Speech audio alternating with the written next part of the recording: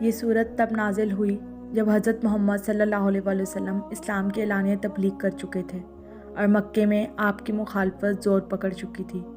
کفار آپ کو تنگ کرتے اور آپ کے مخالف باتیں کرتے اور مختلف ناموں سے پکارتے تھے۔ کبھی کہتے تھے کہ آپ کوئی جادوگر ہیں اور کبھی کہتے کہ آپ کوئی مجنوں ہیں۔ تو جب آپ صلی اللہ علیہ وسلم کو یہ خبر ملی تو آپ کو بہت دکھ پہنچا۔ تب یہ صورت نازل ہوئی۔ اللہ پاک نے حضور پاک صلی اللہ علیہ وسلم کو وحی کے ذریعے اس صورت میں تسلی دی اور ہمیں بھی اس صورت میں تسلی دی جا رہی ہے۔ اللہ تعالیٰ اس آیت کے ذریعے ہمیں تسلی دے رہے ہیں۔ پہلی آیت میں رب فرماتا ہے، اے محمد صلی اللہ علیہ وسلم جو کپڑے میں لپیٹ رہے ہو، رات کو قیام کیا کرو مگر تھوڑی سی رات۔ یہ آیت ہمارے لیے نازل کی گئی ہے کہ ہمیں پتہ چلے کہ تہجد بھی کوئی نماز ہے جہاں رب اور اس کا بندہ ہوتا ہے۔ کبھی سوچا ہے کہ اللہ نے یہ آیت کیوں کہی ہے کہ رات کے کچھ حصے میں قیام کیا کرو؟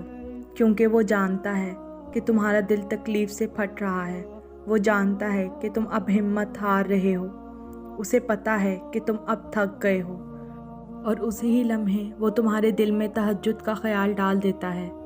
پھر اس لمحے کی تو کیا ہی بات ہے جب تم شکوے نہیں کرتے اور اپنی نیند اس ذات کے لیے قربان کرتے ہو اور وضو کر کے اس ذات سے ملاقات کے لیے آ جاتے ہو۔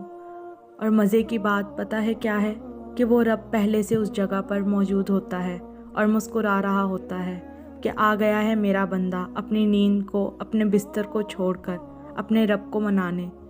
تب سارا جہاں سو رہا ہوتا ہے، پھر وہ رب یہ نہیں کہتا کہ میری بات سنو، بلکہ وہ تو کہتا ہے کہ بیٹھے رہو، فجر تک بات کرو، میرے ساتھ اپنے دل کا حال بتاؤ۔ وہ تو کہتا ہے کہ بتاؤ تمہیں کیا کیا چاہیے، جبکہ وہ تو پہلے سے جانتا ہے کہ اس کا بندہ اس کے در پر کیوں آیا ہے۔ ایسا ہوتا ہے نا کہ ہم تہجد کے 2، 4 یا 8 نفل پڑھ کر جاتے ہیں اور اپنے رب سے باتیں کرتے ہیں، اپنی ایک ایک بات بتاتے ہیں، اس کے سب کچھ جاننے کے باوجود بھی، کیونکہ وہ وہاں بیٹھا ہوتا ہے، سن رہا ہوتا ہے، تسلی دے رہا ہوتا ہے۔ تبھی تو دل میں سکون سا پیدا ہو جاتا ہے، تسلی سی مل جاتی ہے کہ اب سب بہتر ہوگا۔ سورت کی آیت نمبر 6 میں رب فرماتا ہے، بے شک رات کے اٹھنے میں دل اور زبان کا خوب میل ہوتا ہے اور بات خوب ٹھیک نکلتی ہے۔ تہجد کا اجر پتہ ہے اتنا زیادہ کیوں ہے؟ کیونکہ اس میں تم اپنے نفس کو مار کر تہجد کے لیے جاتے ہو۔ تب ہی وہ رب فرما رہا ہے، بے شک تمہارے لیے مشکل ہے اپنے نفس سے زبردستی محنت کروانا، لیکن اس وقت کا ذکر سب سے زیادہ مفید ہے، کیونکہ اس وقت میں تم اپنے رب سے جلدی جلدی باتیں نہیں کرتے، ایک ایک بات کو اپنے رب کو بتاتے ہو۔ تب وہ رب محبت سے دیکھ رہا ہوتا ہے۔ جب تمہارا تھکا ہوا وجود وسوسوں سے، سوچوں سے سجدوں میں جاتا ہے تو وہ رب بہت محبت سے تمہیں تھام لیتا ہے، گرنے نہیں دیتا، بلکہ وہ بتا رہا ہے کہ اس وقت میں ذکر خوب ہوتا ہے، تم صرف رب سے باتیں نہیں کرتے بلکہ صلح بھی کرتے ہو، مناتے بھی ہو، اس کی رضا میں راضی بھی ہوتے ہو، اس کی سنتے بھی ہو اور اپنی بھی ساری بات سناتے ہو، اور جانتے ہو پھر یہ تہجد صرف تہجد نہیں رہتی بلکہ نماز عشق بن جاتی ہے، کیونکہ یہ دل کی تڑپ سے پڑھی جاتی ہے۔ اس لیے وہ رب تہجد میں مانگی ہوئی دعاؤں کو رائگاں نہیں جانے دیتا۔ وہ اپنے فرشتوں سے کہتا ہے، تیار رکھو میرے بندے کے لیے کن فیکون کا تحفہ۔ یاد رکھو تہجد اللہ کی لاڈلی عبادت ہے اور وہ صرف اپنے پیارے بندوں کو ہی اس نماز تک لاتا ہے۔ یہ نماز تہجد بہت ہی طاقتور عبادت ہوتی ہے، کیونکہ یہاں انسان یہ نہیں سوچتا کہ اتنا ثواب ملے گا یا اس طرح پڑھوں گا تو گناہ ملے گا، بس تب یہ خیال ذہن میں ہوتا ہے کہ تہجد میں رب ملے گا، اور جسے رب مل گیا سمجھو سب مل گیا۔ وہ رب الجبار ہے، یعنی ٹوٹی ہوئی چیزوں کو جوڑنے والا۔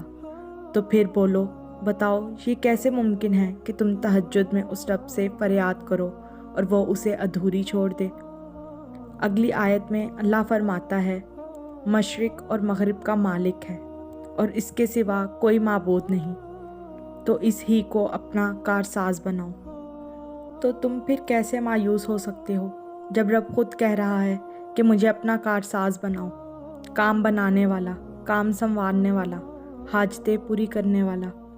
जब वो रब खुद फरमा रहा है कि मुझे दोस्त बना लो, अपना राजदार बना लो, लेकिन तुम इसी ख्याल में हो कि दुआएं कबूल होंगी या नहीं होंगी, जबकि वो रब मुंतज़िर है तुम्हारी दुआओं का, तुम्हारी पुकार का, तुम्हारी आवाज़ का। इस गुमान से बाहर आ जाओ कि वो सुनता नहीं है, वो जानता नहीं है, वो देख नहीं रहा, वो सब जानता भी है, वो सुन भी रहा है और हर चीज़ पर बेशक कादिर भी है।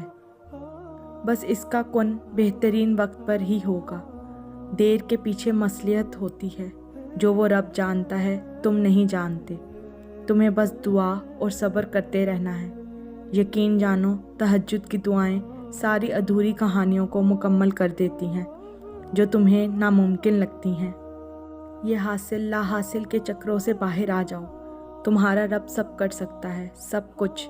तुम्हें बस मायूस नहीं होना, यकीन करना है और इंतज़ार करना है उस रब के फ़ैसलों का। अल्लाह अपने बंदों से 70 माओं से ज़्यादा मोहब्बत करता है, तो कैसे हो सकता है कि वो तुम्हें अकेला छोड़ दे। तुम उससे अच्छा गुमान रखो। वो दो जहानों का मालिक है और दो जहानों में कोई भी ज़ात ऐसी नहीं जो तुम्हें तुम्हारी चाह दे सके या कुन पर इख्तियार रख सके। ये शान सिर्फ उस ज़ात की है और ये हक़ भी सिर्फ तुम्हारे रब का है कि उससे मांगा जाए।